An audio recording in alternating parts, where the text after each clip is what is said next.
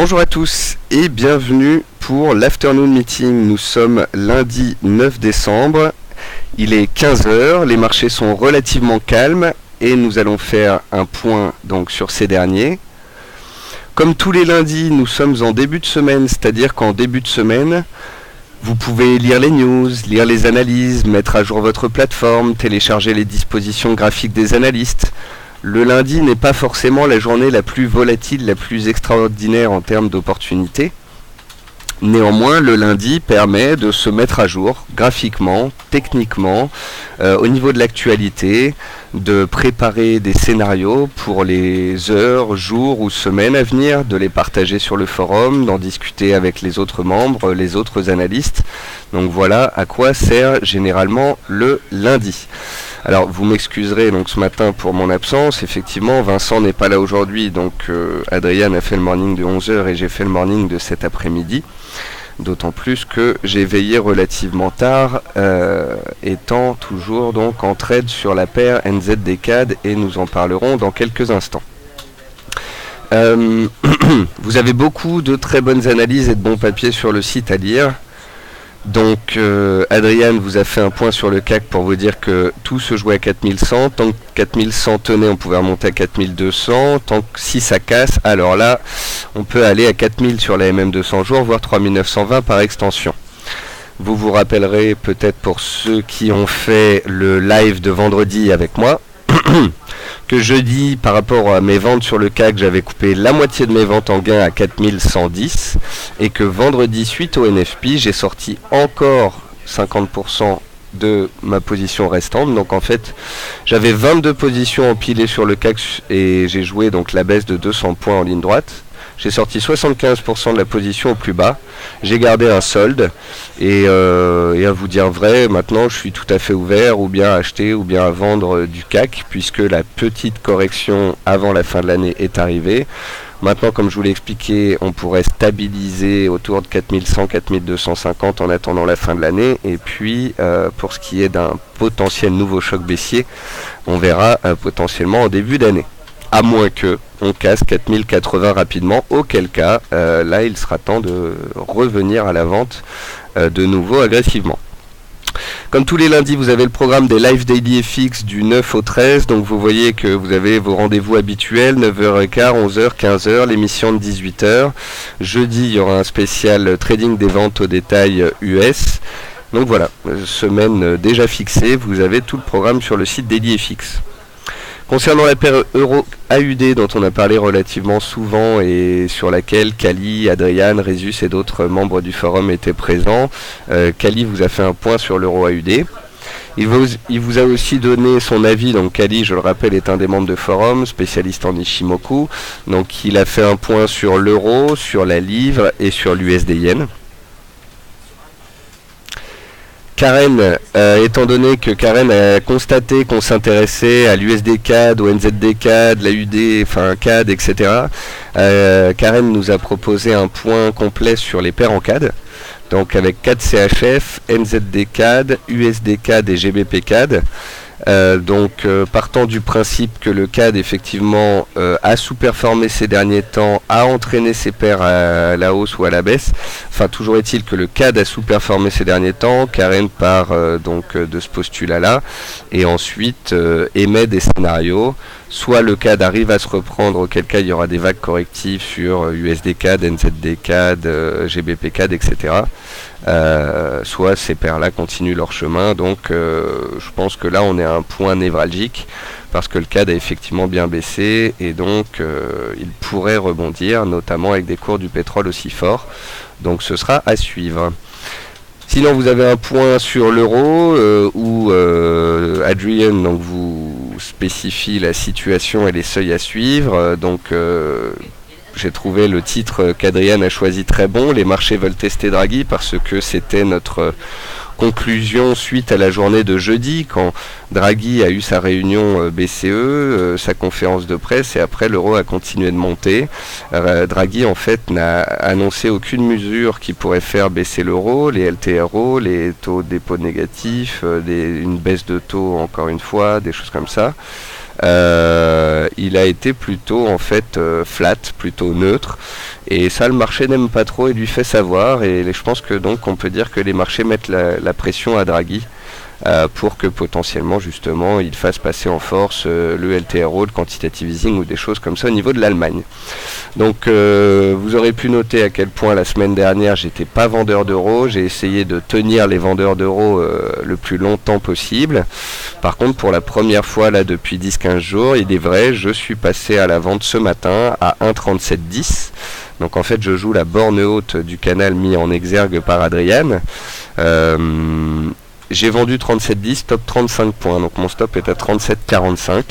Donc vous voyez, même si on longe la borne haute du canal, je pars du principe qu'on va faire 37,30, 35 maximum, et donc ma vente pourrait tenir, et donc ensuite on reviendrait vers... Alors attendez, je vais cliquer sur le graphique, parce que quand vous cliquez sur les graphiques, sur les analyses, vous pouvez les ouvrir en grand. Donc mon but c'est de vendre la borne haute du canal ici pour jouer un retour vers le support, vers 36,50, voire 36,20. Pour l'instant, c'est pas forcément une vente en swing trading, c'est juste, voilà, jusqu'ici je jouais la hausse, là, à court terme, je pense qu'une petite consolidation lui ferait du bien. Donc voilà, vous avez sûrement la disposition d'Adrian sur le forum. Juste après l'émission, je vais enregistrer la mienne, je vais vous la mettre sur le forum. Vous avez 6 ou 7 analyses sur le site à lire, et en plus de ça, vous avez un grand nombre de messages sur le forum DailyFX. Ce qu'on va faire maintenant, c'est qu'on va passer en revue la plupart des actifs dont on a l'habitude de parler, et puis on va voir s'il y a des choses à faire. Alors le premier actif dont on va parler, c'est le dollar index. Et le dollar index, il ne nous dit absolument rien puisqu'il est dans un range depuis 10 séances. Donc je n'ai rien à faire sur le dollar index. Et vous comprendrez que, étant donné l'aspect neutre complet du dollar index, eh bien, je suis plutôt neutre, pareil, sur l'euro, la livre, la UD et le NZD à court terme. On attend que le marché prenne une direction. Et c'est la sortie du range dans lequel le dollar index est enfermé depuis 10 séances qui devrait nous donner le tempo. Concernant l'euro-dollar, donc on a vu que la paire euro-dollar était forte, qu'elle était donc à moyen terme ici dans une tendance haussière, que en journalier, vous voyez ici on avait eu un signal baissier, il avait été repris ici, mais les acheteurs ont gardé la main par la suite, donc toute cette période-là de 15 jours, là, quand on a noté que ça tenait bien à 34 et que ça relançait, on est resté haussier. Là on s'intéresse à une vente de court terme sur le haut de canal, enfin c'est mon cas. On voit bien sur le graphique que tant que ça tient, on peut remonter vers 38, 38, 50. Hein, c'est pas du tout inenvisageable, étant donné la tendance, étant donné la faiblesse du dollar, étant donné aussi la force de l'euro par rapport à ses homologues, et étant donné le SSI qui montre que la majorité des particuliers sont à la vente. Donc généralement quand on voit ça, on essaie plutôt de faire des achats. Moi les seuls moments où je vois que les particuliers sont à la vente et que je vends quand même, c'est quand je considère qu'on est sur des bons prix. Et donc dans tous les cas on devrait baisser pour remonter. Donc vous voyez là on est sur le haut de mon canal orange. Donc j'ai vendu à 37,10 et j'ai mis mon stop au-dessus du haut de canal et je vise un retour sur le support, tout simplement. Voilà. Donc après il y en a qui attendront un petit excès peut-être à 37,30, 37,35, d'autres qui ne se mettront pas en face. La raison principale qui fait que je trade l'euro au quotidien, c'est que vous êtes quand même 90% à le trader. Donc j'essaye de trouver le scénario qui colle le plus au swing, à la tendance, à la configuration de court terme. Pour l'instant, soit je suis vendeur, soit je suis acheteur, j'ai remonté mes stops sous 1,37, soit j'attends potentiellement que le marché décale, puisqu'encore une fois, on est lundi. Concernant la livre, alors la livre, l'état des lieux, c'est qu'elle a pris 1600 points en ligne droite en 3-4 mois, que ces dernières séances, en un mois, là, elle a pris 500 points en ligne droite, donc elle avait besoin de souffler un petit peu. Il y a une barrière à 1,64, c'est la zone sous laquelle on n'arrive pas à clôturer depuis plusieurs séances, et Kali a mis cette même zone de résistance en avant sur son analyse de GBP USD. Donc voilà, à court terme c'est une simple consolidation en range entre 1,63 et 1,64 et il faut attendre la sortie de ce range pour la suite. Donc soit une sortie haussière pour aller chercher de nouveau plus haut en direction de l'oblique ici vers 55, 55, 50, ou bien un retour sur des supports un peu plus importants type 62, 50 ou bien 61, 20. Donc on voit que l'euro est fort, le plus fort, et on voit que la livre est neutre. Et on voit que l'AUD et le NZD ont bien rebondi vendredi suite aux chiffres chinois, mais n'arrivent pas à transformer l'essai ce jour. Donc l'euro et la livre étaient jusqu'ici forts et ils se sont placés neutres.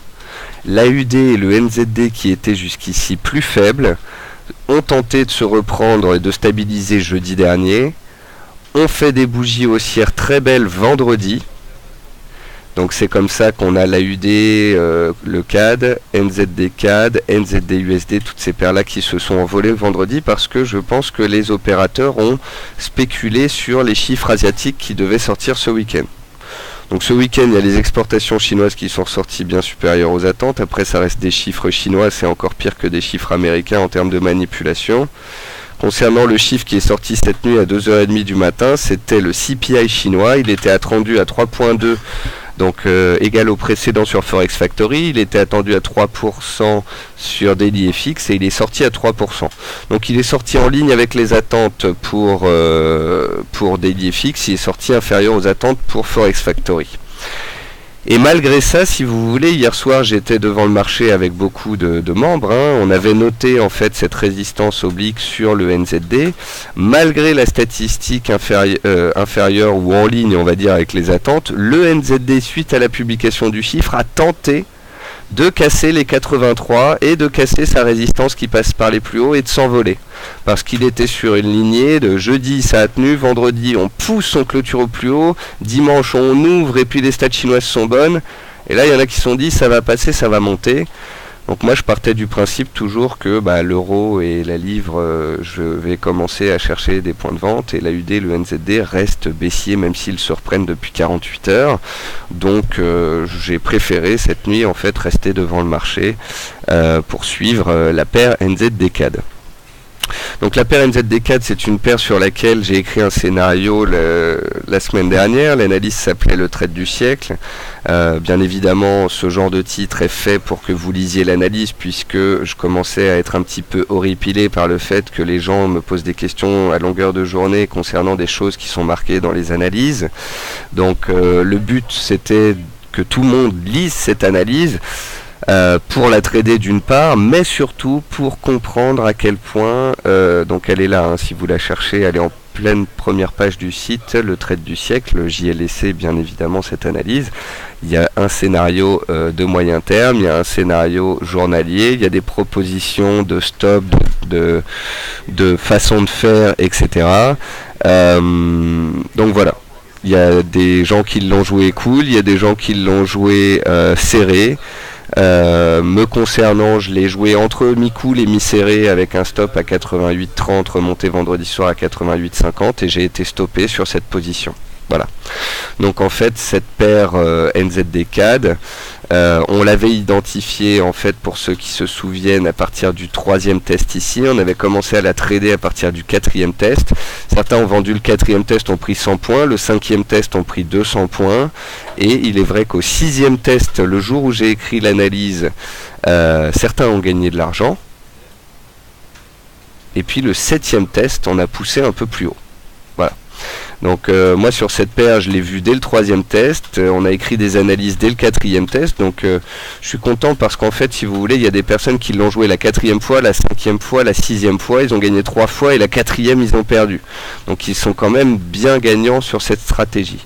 Je suis content aussi de voir que beaucoup d'entre vous avaient coupé à 0 ou avaient coupé vendredi quand on est revenu sous résistance, que certains d'entre vous aussi ont décidé de couper la poire en deux, de couper une partie de la position et de mettre des stops super larges à 0,89. Je constate aussi qu'il y a énormément d'entre vous, vous êtes venus en fait vendredi soir quand c'est monté. Donc il y a beaucoup de gens qui n'étaient pas vendeurs sur cette paire qui l'ont vendu vendredi soir entre 88 et 88,30 avec un prix de revient absolument parfait. Voilà. Donc ceux qui connaissent la bourse comprendront. C'est un scénario de moyen terme, une invalidation, une clôture 10 pips au-dessus du seuil précédent, pour moi ça n'est pas un signal de moyen terme. Il y a encore une chance que, vous voyez si on regarde en données hebdomadaires, qu'en fait Alors, je dis ça, c'est pas pour m'expliquer, hein, que les choses soient claires. J'ai proposé un trade, j'ai proposé des stops. Ceux qui ont payé avec stop 88, ceux qui ont vendu stop 88,30 ont été stoppés. Voilà. Donc après, c'est un trade parmi tant d'autres. La semaine dernière, on a fait beaucoup de trades gagnants. Ce trade-là était un trade perdant. Mais mon but premier était de 1. Que vous focalisiez sur cette paire qu'on ne connaissait pas. 2. Que vous vous focalisiez sur l'aspect money management et éducatif de ce trade. Concernant le fait qu'on puisse potentiellement faire un double top non parfait, ici en 2010, les deux tops ont eu 40 points de différence l'un l'autre. Si on considère le top à 87,80, on a fait 88,60 sur un excès haussier, ça fait 80 points de différence entre les deux tops. Donc vous voyez ici en 2010 on a 40 points de différence. Ici en 2011 je crois qu'il y avait 20 points, 25 points. Et là on en a 80. Parce que cette nuit on est allé faire 30 points plus haut histoire de sortir histoire de faire un excès. Donc c'est un scénario de moyen terme. Si on le regarde en données hebdomadaires, donc voilà, ici il y a eu un échec à 38 points près, ici 25 points près, ici peut-être qu'on est à 60 ou 80 points près, que sais-je, hein, c'est peut-être un excès final de ce double top. Je pense que si on tient toute la semaine au-dessus de 87-80 puis qu'on lance à la hausse et qu'on dépasse 88-70, là ce scénario sera complètement invalidé et oublié. Mais j'ai du mal à considérer une clôture 15-20 points au-dessus d'un seuil hebdomadaire comme un signal d'achat de moyen terme, d'autant que je considère la montée du NZD de vendredi comme un excès haussier. Donc partant de ce principe-là, dans l'analyse vous aurez pu constater que je n'ai pas mis en exergue et mis en avant la résistance à 87,80, je vous ai dit que cette paire était dans un broadening top. Donc un broadening top, c'est une figure ouverte avec des plus hauts de plus en plus haut. Et si on prend donc les cours de clôture de vendredi en se mettant sur le bid, on constate que la NZDK a clôturé pile poil sur son oblique de résistance avec une petite mèche au-dessus, et que la mèche aujourd'hui, il y a encore une mèche au-dessus, et que si on clôture sous 88,10 ce soir, en fait on n'est toujours pas sorti de la figure. Cela reste des mèches hautes, des tentatives de montée, mais c'est pas un signal puissant et avéré aussi évident. Si on retire, si on se met en ask, on voit qu'on a une clôture à 88,20, donc encore une fois c'est une clôture 20 points au-dessus du plus haut précédent. C'est pas ce qu'on peut appeler un breakout hebdomadaire conséquent. Et là en fait on est monté cette nuit et on fait un pullback là à 88,10. Donc soit c'est un pullback, on prend appui sur les 88-10, on redémarre, on casse les plus hauts et on va direction 89 voire 90, etc. Et l'analyse en question que j'ai écrit donc au milieu de la semaine dernière est totalement invalidée. Soit imaginons que ce soir on clôture, ou bien même on clôture comme ça ce soir, puis demain on baisse et on réintègre sous 0,88. Ça voudra dire qu'en journalier on aura fait un excès au-dessus de la figure, mais que c'était un excès. Et ça voudra dire à moyen terme que le signal haussier hebdomadaire potentiel n'est pas si valide que ça, et que pour l'instant donc les vendeurs arrivent à reprendre la main. Donc ceux qui jouaient ce scénario parce qu'ils connaissaient pas la paire et qui ont mis un petit stop, un petit levier, voilà, ils ont été stoppés. C'est un stop parmi tant d'autres. Pour ceux qui ont voulu la jouer un peu plus trader aguerri, certains d'entre vous, j'ai vu, ont élargi les stops et d'autres sont re-rentrés cette nuit. Donc encore une fois, chacun gère ses trades à sa façon. Si vous considérez que s'y reprendre à deux fois quand on trade une stratégie de moyen terme avec un objectif de 750 points, c'est trop, écoutez, c'est comme ça. Je sais déjà que si j'avais proposé dans cette analyse des stops à 200 points, personne n'aurait suivi avec un stop à 200 points. C'est pour ça qu'il m'arrive souvent, quand je propose dans un scénario de moyen terme, de proposer un stop de 50 points, d'être stoppé et d'avoir à m'y reprendre une seconde fois.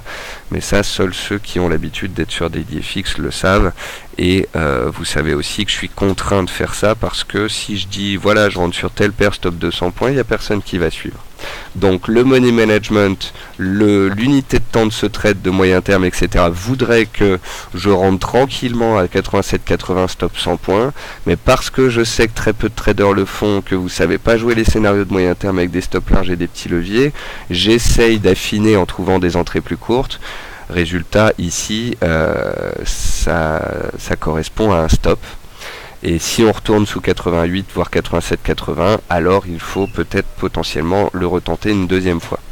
Donc ça, c'est la contrainte d'un analyste qui a 90% de ses clients qui ne savent pas faire de swing ou de moyen terme et qui essayent au mieux d'affiner la chose. Et en l'occurrence, vu qu'on est potentiellement dans un scénario où il y a excès relativement fort, eh bien ça ne pardonne pas. Donc voilà, j'avais gagné de l'argent la semaine, enfin il y a 10 jours sur cette paire en jouant la baisse ici de 87-80 à 86. J'ai perdu ce que j'avais gagné dans la baisse ici, dans la remontée là. Et il me reste en fait une seule position avec mon stop à 0,8871 au-dessus des plus hauts du jour. Et avec des renforts sous 88, 87, 80, 87, 50, etc., 86, 80, etc. Comme ça, si la paire valide un excès et retombe par la suite, eh bien, il me reste une petite position qui sera renforcée par des renforts. Et si au final le scénario doit quand même se faire, je serai dedans et je ferai quand même un très beau gain. Et si ça monte, me direz-vous, eh bien si ça monte, j'ai exactement rendu 4510 € au marché, qui sont les 4510 € que je lui avais extrait il y a 15 jours. Et je me trouve donc à 0 sur cette paire. Enfin et pour terminer, je vous conseille d'aller dans la rubrique Ishimoku et de prendre 10 minutes pour écouter la vidéo que Roby a fait vendredi. Parce que figurez-vous que Roby, donc c'est un membre qui fait du scalping, et en fait Roby, il a joué la baisse quand j'ai proposé de jouer la baisse la semaine dernière. Il a gagné une centaine de points dans la baisse, puis il a joué la hausse, et il a gagné une partie dans la hausse. Il a pris ses gains sur les ventes, il a pris ses gains sur les achats, et il a mis des stops en fonction des gains réalisés. C'est-à-dire que Roby, qui est actuellement vendeur sur la paire NZD-CAD, a un prix de revient, un stop à 0 à 89,23. Donc, c'est-à-dire qu'on est d'accord, c'est un prix que la paire n'a jamais atteint. Donc vous vous direz comment il peut avoir un prix de revient à ce prix-là. En fait, il a vendu la paire une fois, acheté une paire l'autre fois, il a pris tous ses gains réalisés en intraday, il a dit, moi ces gains-là, je les mets sur le short swing qu'a proposé Nicolas, je mets donc 6 mini-lots, stop à 89,23, et je remets en gain mes gains des 2 dernières séances. Voilà.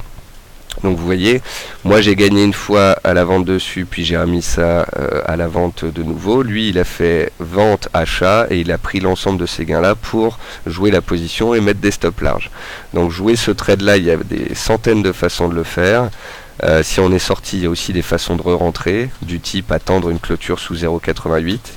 Et puis, ceux qui aiment le money management, ceux qui ont compris le but de cette analyse, j'espère que vous avez apprécié ce volet money management, profil, pour vous montrer qu'on peut avoir différents profils, différentes façons de rentrer, différentes façons de gérer son trade, différentes façons d'alléger la position pour élargir le stop, sans pour autant augmenter le risque final. Qui est souvent la plaie des investisseurs particuliers qui ont tendance à ne pas respecter le risque de départ qu'ils ont défini sur un trade. Je vais passer donc maintenant aux derniers actifs. La paire USD-CAD, elle est sous résistance. Je mets ma résistance à 1,07 étant donné que toutes les mèches sont là-bas, et si on y retourne, je serai toujours vendeur de cette zone-là. On n'oublie pas qu'en journalier, c'est une paire qui reste tout de même haussière. Sur les paires en yens, donc vous avez vu en fait, je vous ai expliqué vendredi que les indices et les paires en yens étaient très corrélés. En fait, là les indices montent, donc les investisseurs vendent du yen, donc les paires en yens montent. La semaine dernière, quand on a eu 3-4 séances de baisse sur les indices, vous avez vu l'USD yen baisser parce que les investisseurs payaient du yen pour se protéger. Donc là on est de retour sous les plus hauts annuels à 103,20, 103,30 en clôture. Il y a les 103,70 qui sont les plus hauts annuels. On a buté dessus une fois la semaine dernière, je trouve qu'on y retourne relativement vite, donc j'aurais tendance à penser qu'on va un petit peu stabiliser, ranger sous cette zone de prix, mais que ça ne va pas forcément passer en force. Quant aux paires en yen, euro-yen et GBP-yen, bah écoutez, ce sont des trains, notamment l'euro-yen. L'euro étant la paire la plus forte et l'yen ayant beaucoup baissé vendredi, l'euro-yen, donc c'est littéralement envolé. Et la livre-yen, elle est suivie avec un peu moins de punch, puisqu'elle est relativement neutre depuis quelques séances. Donc vous voyez, la livre, elle était ici dans un canal. J'avais identifié cette zone à 165 pour un repli potentiel. On s'est arrêté à 165,90 et puis c'est reparti tout seul. Donc tant que l'USD yen est bien orienté, les paires euro yen et GBP yen sont haussières. Par contre, vous ferez attention donc à la proximité de la résistance des 103,30, les plus hauts annuels en cours de clôture sur l'USD yen. Concernant le pétrole, je crois que vous connaissez le truc. Y a ceux qui sont à l'achat puis ceux qui sont sortis. Et pour ceux qui sont toujours à l'achat, on vise 99,50. Donc me concernant, j'étais acheteur de pétrole toute la semaine, il y a 2 semaines. La semaine dernière, j'ai renforcé et j'ai sorti la moitié de mes achats à 97,50 vendredi par précaution. Voilà. Donc il me reste 50% de mes achats pour viser 99 voire 100. Donc si ça retombe, je coupe 25% de mes achats encore en gain et je garde que les 25% restants en peinard. Si ça monte, je coupe le solde vers 99,100 et j'encaisse pratiquement 800 pips de gain par rapport à mes achats les plus bas. Concernant Yuka Oil, il n'arrive pas à passer sa résistance. Alors c'est ça qui me plaît plutôt bien, si vous voulez, c'est que Yuka Oil il est beaucoup monté, c'est pour ça que là il consolide. US Oil, lui, il avait du retard et donc il tient bien. Malgré une baisse de Yuka Oil ce jour, US Oil tient bien. Donc même si Yuka Oil revient à 110 sur support avant de réagir, US Oil pourrait ne pas perdre grand chose, tenir, et si derrière ça redémarre sur les 2 pétroles, je pense qu'on aura notre objectif final atteint relativement rapidement. Le cuivre, le voici, il y a de la croissance, il y a des chiffres américains bons, donc il remonte. Le cuivre, faut pas oublier que ça sert énormément dans l'industrie. Et donc voilà, on passe du bas du range, du bas du canal potentiellement au haut de canal. Concernant l'argent et l'or, c'est relativement beau. On est en train de créer donc des bases. Adrien vous a écrit une analyse bien ficelée la semaine dernière. Encore une analyse où on a essayé de mettre en avant le côté plan de trading et le côté money management. Parce que trouver des analyses où on dit au-dessus de ça, ça va là, au-dessus de ci, ça va là, ça aujourd'hui vous en trouvez partout sur Internet. Par contre, trouver des analyses techniques où on détaille 4 plans possibles, 2 pour les acheteurs, 2 pour les vendeurs. Vous voyez, ça, c'est pas mal. Donc en fait, on parlait avec Adrien du fait qu'on était en train de construire une base sur l'or entre 1210 et 1230. On pense qu'il faut acheter cette zone de prix-là, que si 1250 casse, il faudra renforcer et qu'à l'or, on pourrait jouer une vague haussière relativement intéressante sur l'or. Donc lisez cette analyse, vous avez le cuivre, l'argent et l'or qui ont stabilisé, construit des zones basses. Vous avez pu potentiellement vendredi comme aujourd'hui acheter avec des stops larges, ou vous avez pu tout simplement attendre que par exemple 1255 casse. À vous de choisir votre plan de trading en fonction de l'analyse, mais sur les métaux tout a été dit. Tant que les plus bas de la semaine dernière tiendront, nous serons acheteurs. Concernant le gaz, ce dernier est haussier, donc on a vu qu'il était sorti par le haut de ma figure d'élargissement et que j'avais été stoppé donc sur cette position-là.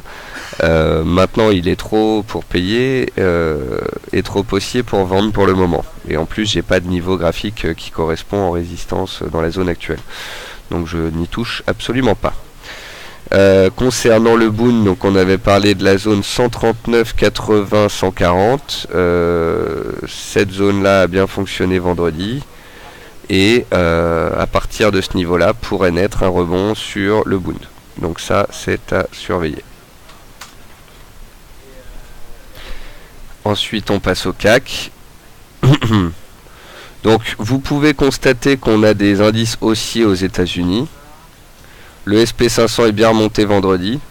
Là-dessus, je pense avoir eu tout bon parce qu'en fait, mercredi et jeudi, on a eu des stats inférieures aux attentes, c'est monté. On a des stats supérieures aux attentes, c'est baissé. Parce que les gens se disaient, si les stats sont bonnes, ça va baisser parce qu'on retrait du QE. Et en fait, vendredi, pendant l'émission, merci encore à tout le monde, puisque vous étiez 800 personnes présentes, je vous ai dit, vous voyez, je pense que les Américains sont tellement égocentrés et tellement en mode roi du monde qu'il est inconcevable si le chômage ressort supérieur aux attentes que les indices américains baissent. Parce que les Américains se diront c'est pas possible, oui il y a le retrait du QE potentiel etc. Mais on vient de créer 200 000 emplois, c'est nous les ricains, on paye. Et c'est exactement ce qui s'est passé, et donc les indices US sont repartis en pleine ligne droite, et sur le CAC 40 j'ai coupé encore 25% de mes ventes à 4110 points, pile poil sur le support. Donc ici je vous indiquais plusieurs scénarios possibles. C'est les traits que j'ai posés vendredi. Donc option 1, les US retournent vers leur plus haut, testent leur plus haut, voire font de nouveau plus haut, puis redescendent, auquel cas le CAC remonte vers 4180, 4200, puis redescend. Et si les US cassent leur support par la suite, le CAC cassera son support et ira à 4000. Option 2, nous sommes le 10 décembre, les vacances et le départ de tous les traders c'est dans 10 jours. Donc est-ce qu'on va pas tout simplement tenir dans ce range, remonter un peu, se caler autour de 4200 pendant 10 jours, pour ensuite faire le mini rallye de Noël. Donc le rallye de Noël c'est qu'il n'y a pas de volume et que parfois ça monte tout seul, donc faire le mini rallye de Noël et puis retrouver en fait le SP500 à 1825 sur des nouveaux plus hauts annuels en haut de son canal au niveau de Noël, et puis avoir un CAC qui revienne vers 4200, 4250 pour la fin d'année, et ensuite on verra. Ensuite on verra en fonction des réunions de banque centrale et autres ce qui se passera. Donc je pense pour l'instant qu'on a tenu 4100, 110, ça fait 2-3 séances qu'on tape dedans, ça tient. Donc ce matin franchement j'étais limite à faire un achat spéculatif sur le 440. Je pense que Adrien a noté aussi la pertinence de ce support. Il vous a même écrit un papier à ce sujet pour vous dire le CAC tient 4100, tant que ça tient on peut remonter à 4002. Donc vous voyez, on n'est pas enfermé dans la baisse.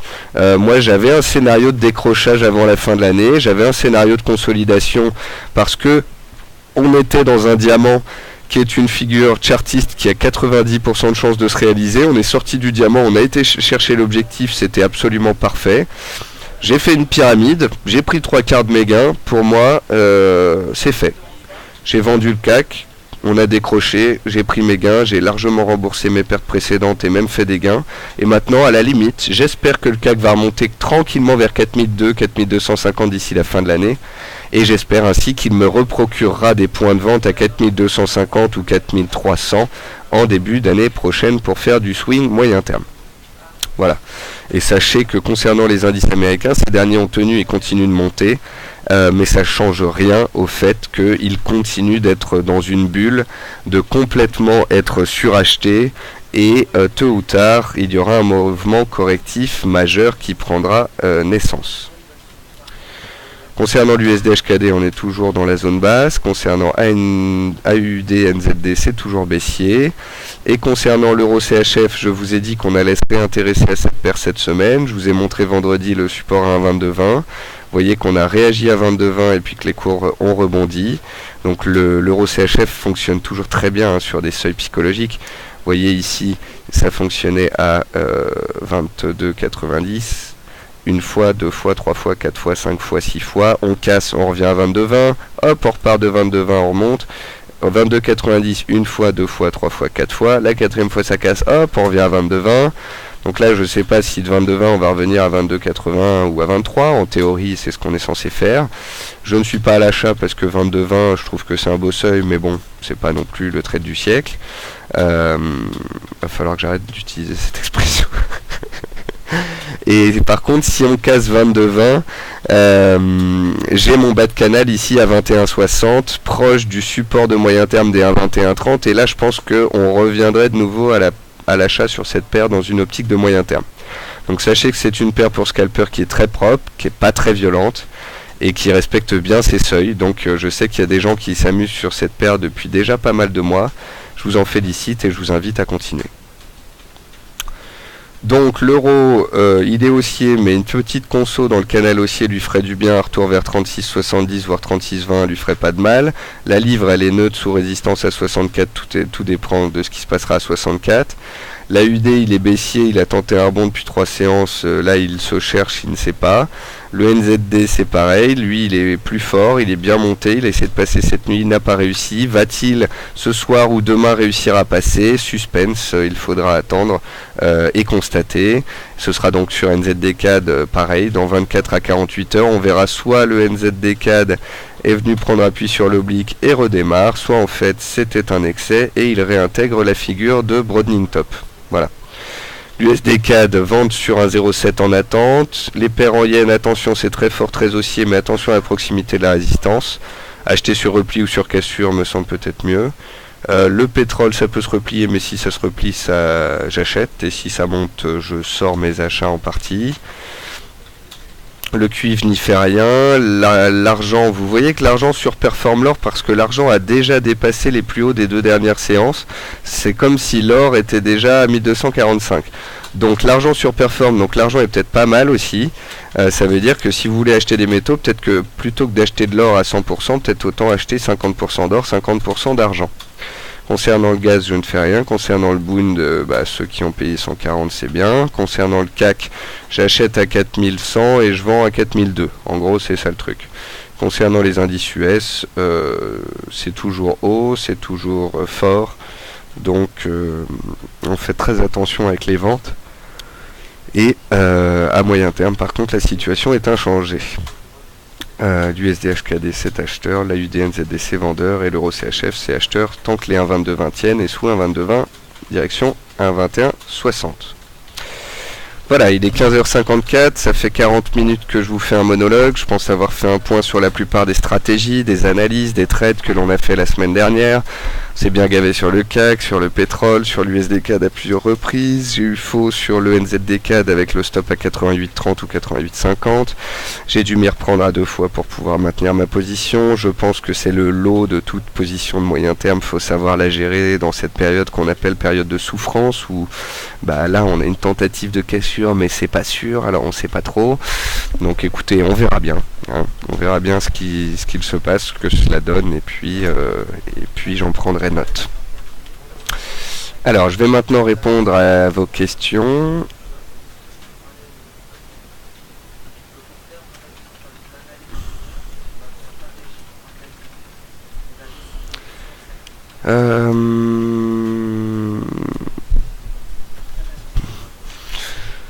Mika, bonjour, je ne trouve pas très correct le fait de dire le lendemain matin que vous avez repoussé votre stop. Mika, j'ai pratiquement coupé l'ensemble de ma position hier soir quand tu étais là à 3h du matin. J'ai été stoppé sur une partie de ma position à 88,60 comme toi. J'ai tout simplement repris une position supplémentaire et mis le stop à 71. Donc considère que j'ai été stoppé sur ma position première. J'avais une position première, je l'ai allégée, j'ai élargi le stop, j'ai tenté de maintenir la pause et d'éviter de me prendre la mèche haute. J'ai préféré donc à un moment donné laisser la position monter, être stoppé sur une partie de ma pause et ne plus en parler. Par contre, je suis resté bien évidemment jusqu'à 4-5 heures du matin pour dire voilà, je pense qu'on a fait ci, on a fait ça, c'est un excès, j'ai repris position. Et puis Mika, encore une fois, il s'agit d'une position de moyen terme.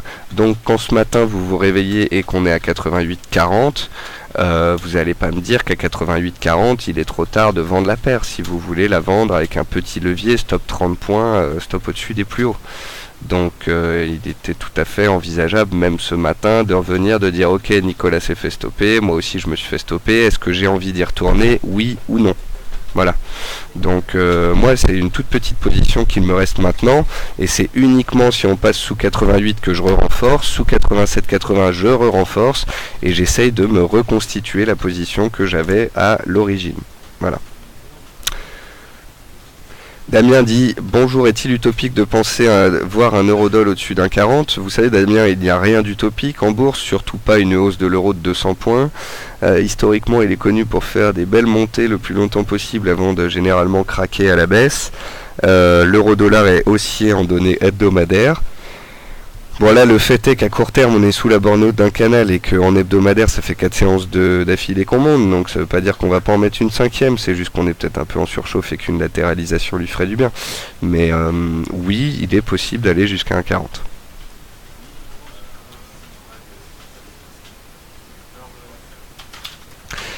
Silver dit qu'est-ce qui explique la force du franc suisse globalement? Peut-on attendre un retournement à moyen terme sur les niveaux actuels?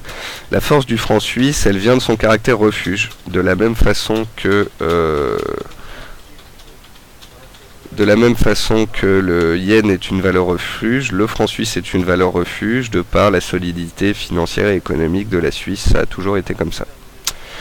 J'ai un visiteur qui me dit quelle est la différence entre SSI et RSI. Le SSI, c'est le Speculative Sentiment Index, c'est un indicateur FXM sur le pourcentage de clients acheteurs ou vendeurs, et le RSI, c'est le Relative Strength Index, c'est l'indice de force relative, et c'est un indicateur technique qu'on met sur son graphique. Sinon, vous avez Google, ça marche bien aussi, et ça vous répondra la même chose que moi. Cyril, je confirme pour les chiffres chinois, j'ai du mal à enlever les aiguilles d'acupuncture, c'est pour ça. Effectivement, les chiffres chinois, c'était particulier, c'est souvent manipulé. King me dit, je me suis fait sortir sur NZD4, mais j'ai repris. Virox me dit, moi mon stop est à 0,90 et j'ai pris le short à 88. Panther dit, moi je suis dedans avec un stop 88,90. Donc voilà, effectivement, j'ai constaté que beaucoup de monde était dedans, que beaucoup de monde avait été rentré au-dessus de 0,88 vendredi, que beaucoup de monde avait mis des stops larges. Donc j'ai été plutôt content de voir que vous aviez compris que ce n'était non pas le trade en lui-même qui était le trade du siècle, mais la stratégie en elle-même et la gestion du risque avec le money management, etc. Et je suis plutôt content. Alors les nouveaux... venez pas m'enquiquiner parce que vous avez été stoppé. Déjà, si vous êtes nouveau et vous êtes débutant, ce trade, vous l'avez pas fait en réel, vous l'avez fait en démo, parce que c'est un trade spéculatif, par définition. Ensuite, même si vous êtes débutant et en réel, j'ai bien marqué à la fin de l'analyse, calculez votre risque, calculez votre perte maximum, et ensuite divisez-la par 2. C'était bien pour vous dire, n'allez pas prendre de risque là-dessus. Ensuite, il y avait les personnes expérimentées, sauf que les personnes expérimentées, ça fait déjà 3 ou 4 fois qu'elles vendent les 87-80, qu'elles prennent 50, 100 à 200 points de gain. Donc il y en a certains, vous savez, ils ont déjà pris 500 points sur la paire depuis le temps qu'on en parle. Donc avant d'être stoppé, il faudra que ça monte à 0,94. Hein. Vous voyez ce que je veux dire ? Donc voilà, la question aujourd'hui, c'est de se dire, est-ce que le stop est invalidé, oui, non. Si on considère qu'il y a encore une chance, on peut vendre maintenant stop 40 points pour viser 700 points de gain. Et puis voilà, à vous de voir.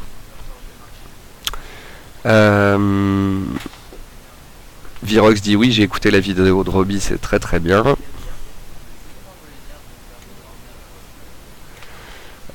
Jean-Philippe dit bonjour, pour l'ESP, une baisse est-elle toujours d'actualité en début d'année? Oui, c'est tout à fait possible. Là pour l'instant on a stabilisé. Maintenant il va falloir attendre les stats à venir cette semaine. Ensuite on va se donner rendez-vous le 18 décembre avec le dernier FOMC de l'année. Ça devrait décaler hausse ou baisse. Et ensuite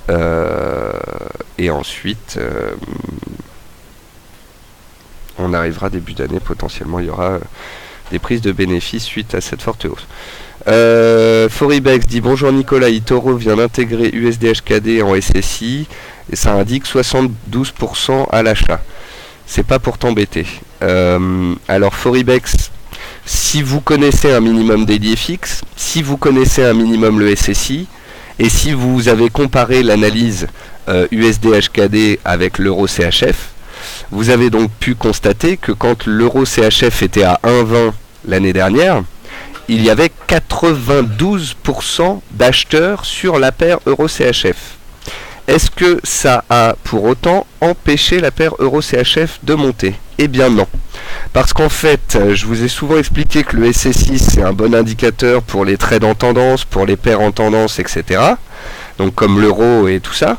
Par contre, quand on parle d'une paire comme l'USD-CHF, l'euro-CHF je veux dire, ou l'USD-HKD, on s'en fiche du SSI. Il peut y avoir jusqu'à 95% d'acheteurs. Ça veut dire que les cours devraient baisser. Sauf que les cours ne peuvent pas baisser puisqu'il y a une banque centrale. Donc en fait, c'est le genre de situation où le SSI, j'en ai absolument rien à faire. Et il y avait 95% d'acheteurs sur l'euro CHF à 1,20, je vous le rappelle, ça n'a pas empêché la paire de monter. Quant à eToro qui intègre l'USD HKD, ils ont peut-être compris qu'il y avait beaucoup de clients qui étaient dessus parce que c'était une stratégie potentiellement gagnante et c'est pour ça qu'ils l'ont lancé, je pense. Shadak me dit super content de te voir aussi versatile sur le CAC. Bah écoute Shadak, ça fait 2 mois que je dis ça va chuter, ça va chuter. Là on vient de chuter, j'ai pris 1500 points de gain sur une pyramide de 22 lots, j'ai coupé en bas, point. Je demande pas plus que ça. Je voulais juste pas que 90% des particuliers qui ont entendu sur TF1 que le CAC cassait les 4300 qu'il fallait acheter, se retrouvent à être acheteurs et à se faire défoncer la tronche. Encore une fois, moi j'en ai rien à faire, si vous voulez que le CAC il monte ou il baisse. C'est juste que je passe sur BFM, je fais des conférences et j'ai plein de clients qui m'écoutent. Depuis 2 mois, on dit le CAC va monter. Depuis 2 mois, j'appuyais très fortement sur le fait que non, le CAC ne pouvait pas et n'allait pas monter. C'est ce qui s'est passé. Le trade à court terme est validé. J'ai récupéré les pertes sur mes stops plus des gains.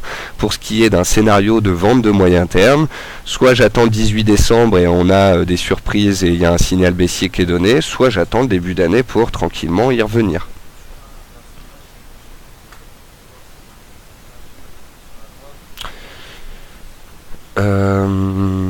Visiteur me dit pourrais-tu donner ton point de vue nouveau sur NZD4 et ton nouveau stop? As-tu simplement remonté ton stop?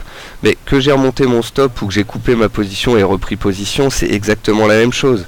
Imaginez que vous avez une position vendeuse avec un stop à 88,30 et quand on arrive à 88,30, vous remontez votre stop. Alors remonter son stop, on dit toujours que c'est mauvais. Je suis entièrement d'accord. C'est juste que plutôt que de prendre mon stop à 88,30 et de re-rentrer à 88,50 à la vente et de repayer un spread de 3,5, je préfère avoir une position d'1 million de dollars stop 88,30 quand on s'en approche de couper 700K sur le million et de me dire ok, si on touche 88,30 je vais faire comme si mon stop avait été stoppé sur 1 million à 88,30. Par contre c'est comme si je re-rentrais maintenant une position de 300 000 dollars stop 20 ou 30 points. Donc c'est ça que j'ai fait. Si vous avez envie de considérer que j'ai pris mon stop hier soir, considérez-le parce que j'ai effectivement pris des pertes. Donc on va dire que j'avais un stop de base à 88,50, que vendredi soir j'ai allégé 1000 stops à 88 de 88,30 à 88,50 pour ne pas me prendre une mèche à l'ouverture. À l'ouverture, il n'y a pas eu de mèche. On est monté, j'ai été stoppé, puis j'ai repris position à la vente parce que je voulais pas lâcher l'affaire. Voilà. Donc vous avez tout simplement... donc après, il y en a qui diront que j'ai remonté mon stop et qu'il ne faut pas le faire. Il y en a qui comprendront que le fait d'avoir remonté mon stop revenait exactement au même de couper ma position sur le stop et de reprendre une plus petite position.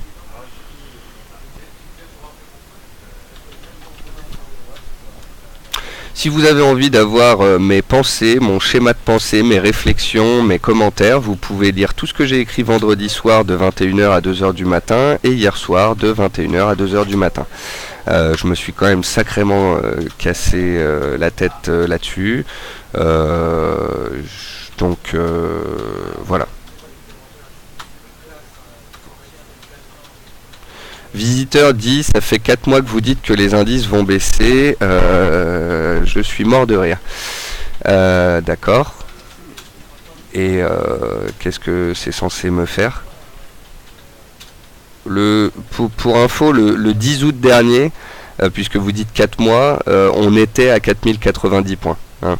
Et hier, enfin vendredi, on était à 4090 points. Donc 6 mois, depuis 4 mois, je dis que ça va baisser. J'ai pas tort puisqu'on est neutre. On a résultat au final depuis 4 mois, quelqu'un qui serait vendeur, sur sa vente il serait à 0, il n'aurait pas perdu. Et si j'ai continué il y a 4 mois de dire de vendre, il y a 3 mois, il y a 2 mois, c'est pas parce que plus on est monté dans le temps, plus on est monté en chiffres et plus le scénario vendeur prenait du poids, prenait de l'ampleur et prenait du cachet en quelque sorte. Donc vous avez vendu une fois ici, puis on est passé en force, vous avez été stoppé. Ici, je me rappelle avoir vendu, j'avais été stoppé à 0 là.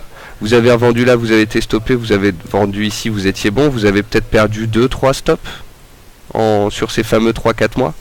2-3 stops, ça fait quoi? Ça fait, allez, on va dire 4 stops. 4 fois 50 points, donc ça fait 200 points de perte.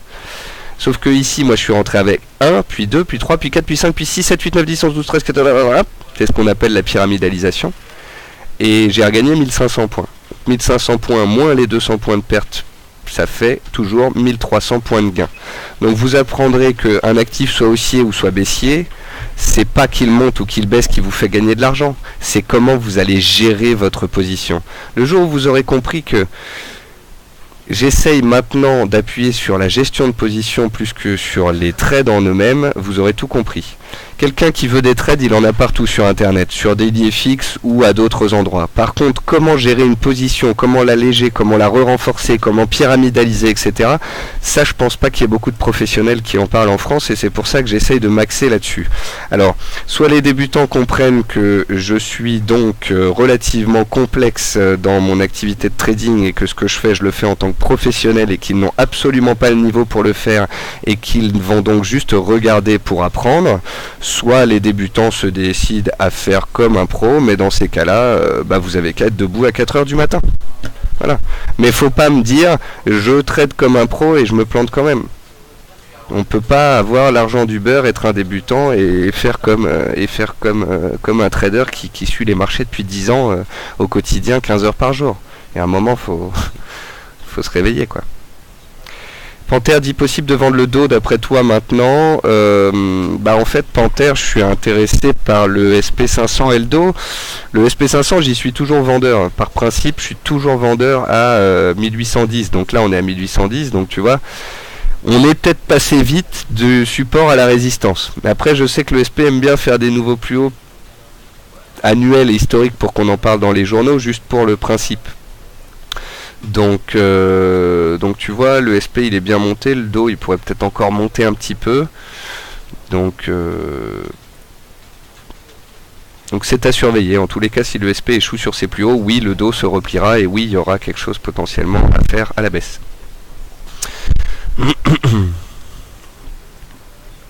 Claude me dit, j'ai une question sur les plateformes. Je voudrais ouvrir un compte FXM pour les devises, mais continuer à utiliser ProRealTime pour les graphiques. J'ai développé plein de petits outils et indicateurs. Est-ce possible?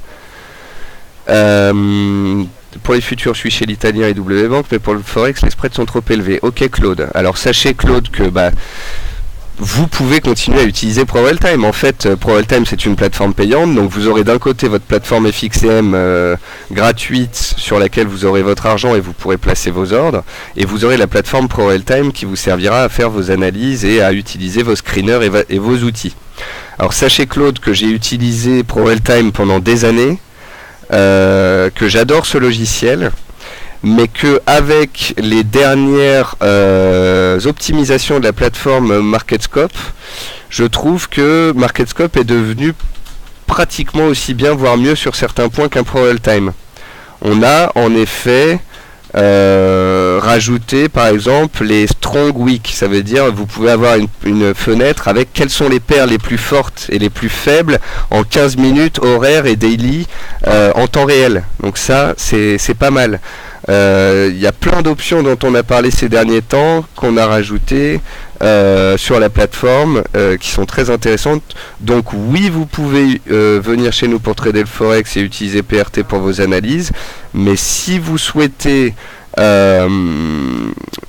découvrir la plateforme Claude, si vous décidez de découvrir la plateforme et de l'utiliser à bon escient, sachez qu'il y a beaucoup de choses à faire et sachez que si vous devenez client FXM, bien évidemment, on pourra vous faire une formation, vous pourrez venir dans nos bureaux où on pourra faire des choses intéressantes.